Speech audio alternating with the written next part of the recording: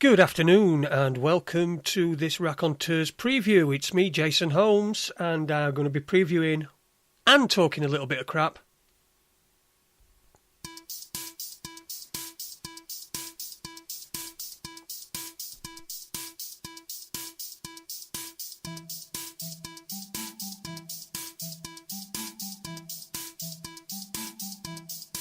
Starting to see a conspiracy been fooling me when I watch TV. They're manufactured views all over the news. It's giving me the blues, and it's time to choose. Starting to wake up from this sleep, from all the lies they spread that run so deep. But I will laze no more. Who are they fighting for? It isn't me. But now I see there is a new world order, but we're not invited. So much blood and murder from the drones unsighted. World War III is haunting me. I've got to find a way to save my family. The human race has lost its way. We put our trust in science, but it's us who pay. Used to be civilized, but we've been compromised. We're on a one-way train. We've got to break this chain.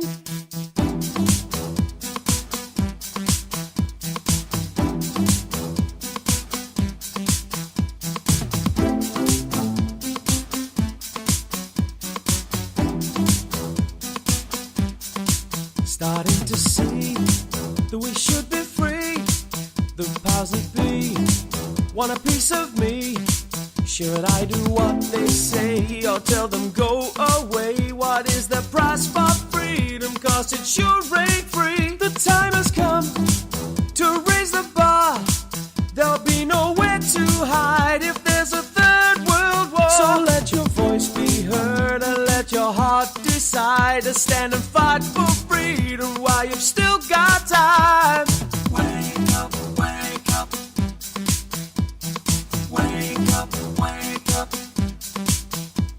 Stand up, stand up. Stand up, stand up. Wake up, wake up. The time has come to fight. Wake up, wake up. Don't waste another night. Stand up, stand up. What are you waiting for? Stand up, stand up. Oh, they're gonna soon be at your door. Heath Dweft there warning us to wake up and stand up, and we've got to take notice, I think. Anyway, thanks for that, Heath. Like I say, it's the 17th of December 2017, and I just wanted to come online because last week I had to cancel the show at quite late notice. I've got Andrew Johnson rebooked, but if you saw the state I was in, you would have understood that I was in no real state. I'd just gone past the second anniversary of my last heart attack, and I think it struck me a little bit more than I'd realised. So I do apologise. I do apologise to Andrew Johnson as well. He'll be rebooked for the new year, but I'm really sorry about that. So anybody who was expecting to hear a show, my apologies, but it will be along sooner rather than later. Now, Jesus, I've decided to do this to pop a little bit of a preview show in, just a few minutes, just to say hello to everybody and let you know what's coming up. But oh my God, I've just spent 2 hours. Skype's updated. Why it's updated? Probably to piss people off, because that is all it did. It completely pissed me off when it was updating, and then it updated, and I'm trying to find the Skype received files because I wanted to get some files out of the folder that had been sent over Skype. I could not find the bastard anywhere. I was searching everywhere. I was Googling it. In the end, I did manage to find it, but it's hidden.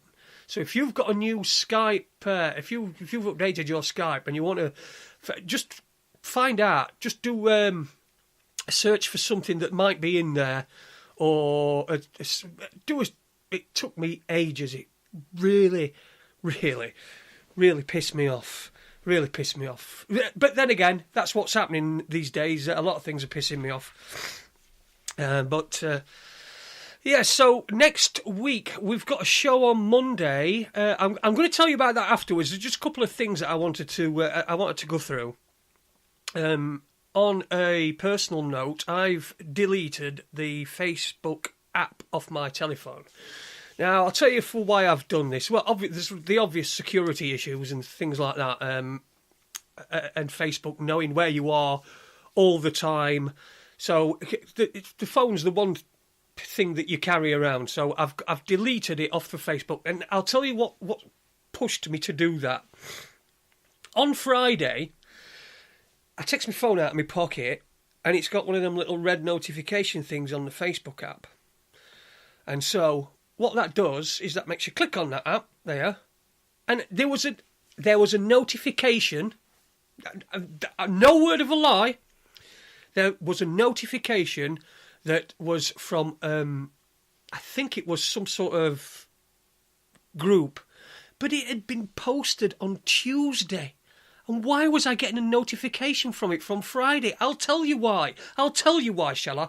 Because what Facebook and Apple and all the other people are trying to do is they're trying to make you, your phone, they're turning your phone into like this little weaselly bastard that wants your attention all the time. A kid pulling on your sleeve. Look at me, and that's what it's doing, and that's what just completely. And I suppose I knew that anyway, but it just completely dawned on me. I mean, it's Friday, and I'm getting a notification from Tuesday. I mean, what is that for? Plus, I post some things on Facebook. They largely get. I wouldn't say ignored, but nobody ever gets to see them. And I post things that where there are certain people that I know are going to see that and they're going to like it or do something or comment on it. Very, very, very rare. So what is happening at the moment is Facebook are giving me a service of nothing. What they're doing is they're taking everything, not giving anything. So they're taking all my data. I'm sure if I said, look, tell you what, Facebook, I'll carry on using you, but I don't want you to touch any of my data because you're not sending, you're not allowing people to see the things that I've written and my thoughts. So it should be up to them what they read and not up to you. And if they don't want to read that, they can then block me, delete me or whatever. But it seems it's not a level playing field. Facebook are taking, but they are not giving. It's not social media. It's just a data mining exercise. It's just it's taking your soul away from you as well. I mean, since I've deleted it, I've spent more time sat with my wife this weekend. I've spent more time doing this sort of thing. I've spent more time trying to get things done around the house. It's been so refreshing. So I'm not saying you have to get rid of Facebook altogether. That's completely up to you. And I've decided I'm going to get rid of Facebook altogether. But I'm in this transitional period where I've got rid of the app first. And then once everybody knows that I'm, well, in fact, I don't really give a shit. I'll just delete it one day. But you see, that's what's happening with Facebook is they've given us all these little things and all these and when it first came out and when a new thing came along and people were excited about it, but it's just got worse and worse and worse, and it's like a strangulation of free speech. We've got issues with free speech at the moment, but what Facebook is doing is they are trying to strangle the life out of free speech, and I, for one, I don't want to have it. I don't want it following me around because that's what it's doing when it's in your pocket. I've got a Samsung tablet that's just stays here in this office, in this studio, or whatever you want to call it. So it doesn't go anywhere. So the only thing that ever is what I say to you, and I'm saying that anyway over the airwaves, so anybody could listen to that in any event. So that doesn't really bother me. I've still got it on Samsung. I've still got it on my laptop. I can still communicate with people, but I've taken it off my phone because I think that's the sacred. That was the golden chalice that they wanted to get everybody, so that everybody is walking around with a device in the pocket that's telling people where they are and what they're doing and listening to it, recording them. It's just ridiculous. So you get these people now, you get these TV adverts, where you've got these boxes that people are putting outside, and then they're talking to it and saying, "Oh, can you turn me this music? Turn lights on." Fucking turn lights on. What do you need a box to tell you to turn lights on for? You just walk over to the wall where the light switch is, and you turn the fucker off, or you turn it on, or you do this. "Oh, Alexa, put our lights on, Christmas lights on." It's like it's some sort of... It's amazing how stupid people are. You've got a box in your room that's actually listening to every single thing that you say. And I know that we've all got phones and things like that that are near us, but there are things that you can do with that. I mean, if you're openly asking for a giant internet company who we know have not got your best interests at heart, they haven't. They simply haven't. They're like government. Don't get me started on them either.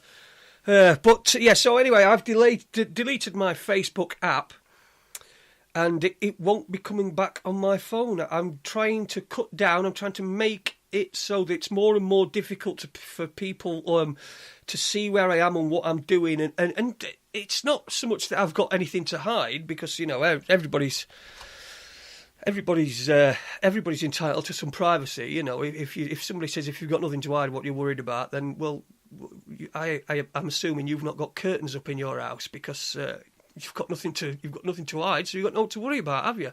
No, but you like your privacy, don't you? So that's my little rant on that. I also wanted to do a little bit on gender. I wanted to talk about gender fluidity. Now, I've noticed this for quite a while.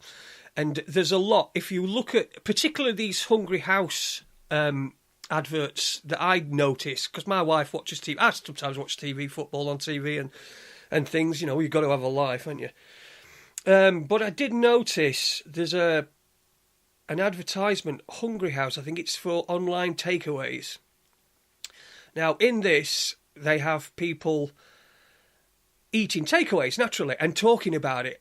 But what I don't understand is all the men that are in it, they're either gay, and I mean obviously gay, or if they're not portrayed as gay, like there's one where there's 4 lads, and they're sort of like teenage year lads, like 19, 20, or that sort of age, and they're having a bit of banter to each other. And one of them's got one of them things on that washerwomen used to wear on their head. It's a lad. Now, when I were a lad, we wouldn't have been going, "Oh, look, I like that." We'd have been going, "What the fuck is that on your head? Get it fucking took off. What are you, a fucking woman? Were you going cleaning or something? Hilda Ogden." That's what he would have got, and that's what he would have did. That's what he would have got, and that would have made him more tougher.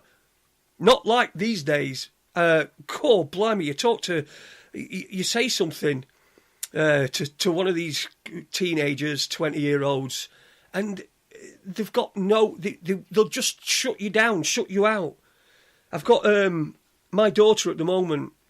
My daughter's 20 years old. She's just bought a house, and she's ended up on her own with it. So she's bought a house with a fella, and now she's ended up on her own with it. So I was trying to support her. In fact, I've been giving her money. I've been giving her 25% of whatever I earn for the last few weeks. But about 3 weeks ago, I did say something to her. I was critical of what she'd done, something that she'd either done or... In fact, it wasn't really critical. I can't even remember it was that ineffectual. It was that so benign. But she just shut me off, blocked me on Facebook, wouldn't talk to me. I'm still sending her money, but she won't talk to me, not talk to me for 3-4 weeks, which is another reason why last week was a little bit...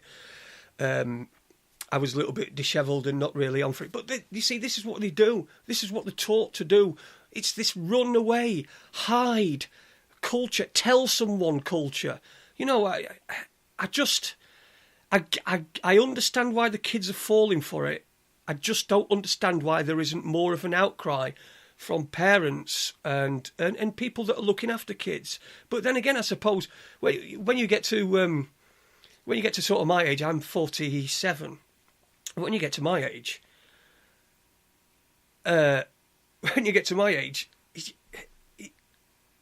you would imagine that you would. We were failed as kids at school in the 80s. Thatcher failed us.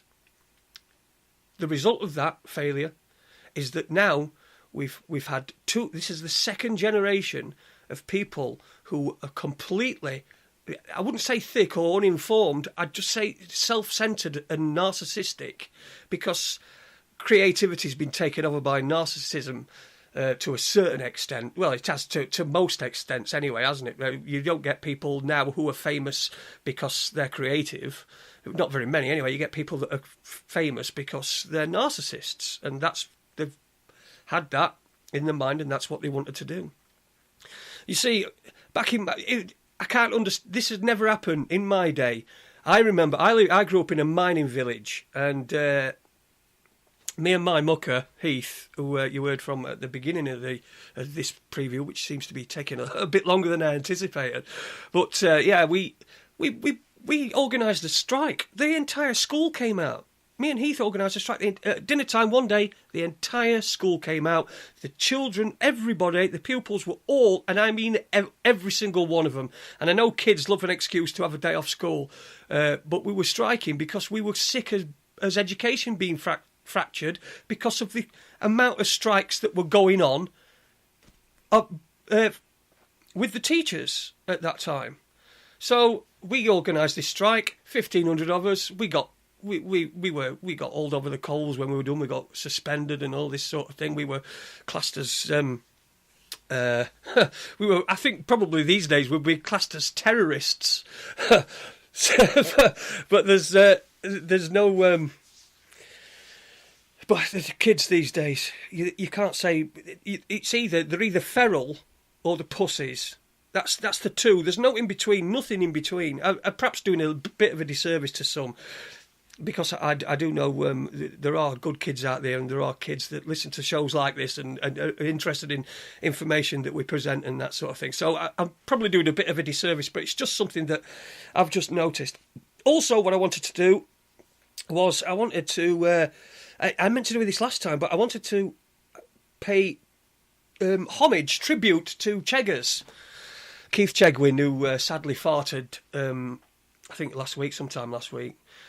So but I've got this Cheggers story that I wanted to tell you, which is why I brought it up. I worked one time. I worked with Keith Chegwin, and it was a friend of mine was working in a holiday camp in South Wales, West Wales. It was somewhere near the Brecon Beacons. This is 1991. And I think I've got a week before I'm fly to Dubai to take up a position in a club there. Anyway, a friend of mine phones me up and he says, listen, he was an entertainer down there, and he said, listen, mate, he says, can you do me a favour? Can you come up here and work for me? He says, I've got chicken pox, so I'm not allowed near any kids and anything, and if I can't get somebody to cover, they're going to boot me out. So I said, well, I've got to go to Dubai in a week. He says, I should be all right in a week. So I went, packed all my stuff in my yellow Cortina estate, and headed down to South Wales to what was the thing called? I think the site was called Green Acres or something like that. It's quite a famous site. But anyway, while I was there, I took up his duties. Did a bit of singing and did a bit of DJing, and there was one particular. I did some interesting wrestling. I was a referee in a wrestling match, which was. I'm talking about the Big Daddy sort of wrestling match type thing. There's a funny story to that as well, but I'll leave that one for another day. But along came. We had a special guest, and along came this guy, Keith Chegwin, who I'd obviously seen, I'd grown up with. I'd seen him on Cheggers Plays Pop, and I'd seen him on Swap Shop and all those things over the years. And the one thing I noticed about him was that his sister was his agent. She was the one who looked after all his affairs, did everything. I think she wiped his arse for him. But I did notice that he was absolutely shit-faced the whole time. And I mean shit-faced. He would, in this day and age, they would never let him near any kids. And perhaps with his BBC background, I'm not casting aspersions, I'm just saying BBC. Perhaps he shouldn't have been near kids when he were pissed anyway, because kids pick up on things like that, don't they? And they know when someone's drunk, and it's not good. But anyway, he did his thing, and it was quite an enjoyable experience. And I really enjoyed meeting him. It was just like he were on TV, all jovial and everything. It's just that his breath would have knocked you out. I think his breath had a street value of, I don't know, something like $8.99 for a 3 litres of White Lightning or whatever. Anyway, let's get to the meat of the motion. I want to give you a preview of what's coming up tomorrow night, 7 till 9, on Raconteurs News. 7 till 9, I will be joined by none other than... drum roll here. Aid Hardy will be joining me. Aid Hardy will be joining me tomorrow, 7 till 9, but that's not all. We've got, for the first hour, we've got a special guest, a very special guest. I don't know if you remember from last year, but we helped a young lady called Daisy. Now, Daisy's story is amazing. If you have not heard the interview that we did with her last year, you really should have go back and have a listen to that. It's really powerful, and it's. I'll give you a brief synopsis. Daisy was a surgeon with the NHS, and she was a consultant. And she uncovered a lot of corruption and money going missing and being diverted to different places. So what she tried to do, tell her immediate superior, who told her, oh, no, yada, yada. I don't know the exact ins and outs, but she went from her superior, then up to another one, then up, until she got right to the very top. Now, what they did is, what they did to her was disgraceful. They had her in psych, which is NHS talk. So I think it's a psychological test to see whether you're able to carry out your duties or whether you're psychologically sound. And of course, they said she wasn't. And it's a long story. Go back and listen. But I've known Daisy since 2012. I think me and Aid first met Daisy. When she's been fighting it ever since then. She's lost her house, she lost everything, and she ended up in a mental institution. This time last year, just before Christmas, imagine that, you're in a mental institution, there's nothing wrong with you. She's been called all sorts of names because she won't just accept the pills that they give her. And she said, she wants to know what's in them and what they are and what have you, and refuses to take them.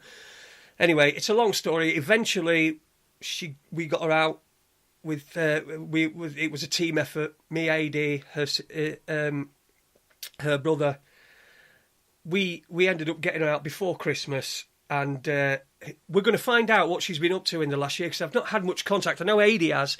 But it's going to be 7 till 9 with Daisy and AD and JC here on Raconteurs News. So don't miss that, whatever you do. I'll see you tomorrow. I hope you have a great rest of your Sunday. Christmas is coming. The gooses are getting fat. I'm going to play out with this. Have a listen to this. This is Rain. It's by Heath West. It's Andy's favourite track. See you tomorrow.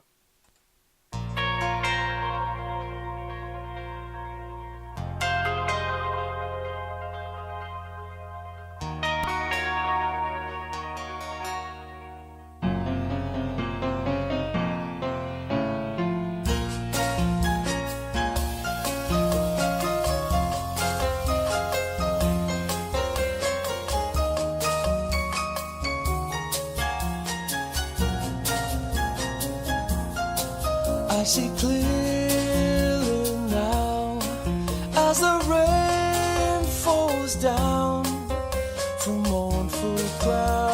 cry so black and gray. You're affecting me ecologically as you chase so long the butterflies away. See the people frown as the rain comes down on lit cigarettes. The raindrops play their games, but I feel unchained every time that it rains. I could never be a prisoner to the sky, but the harder it falls, we get trapped in walls, soaked by memories of our failures, and it's pouring over me.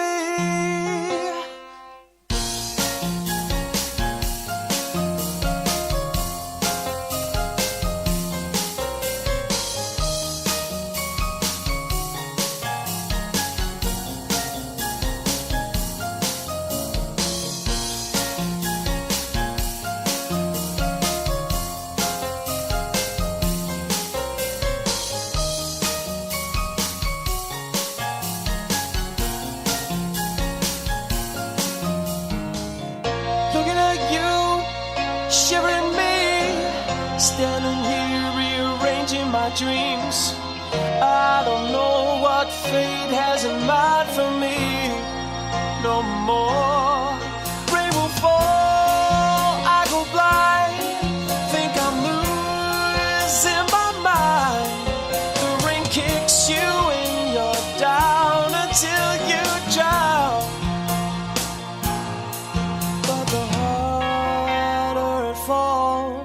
We get trapped in walls, soaked by memories of our failures, and it's pouring over me.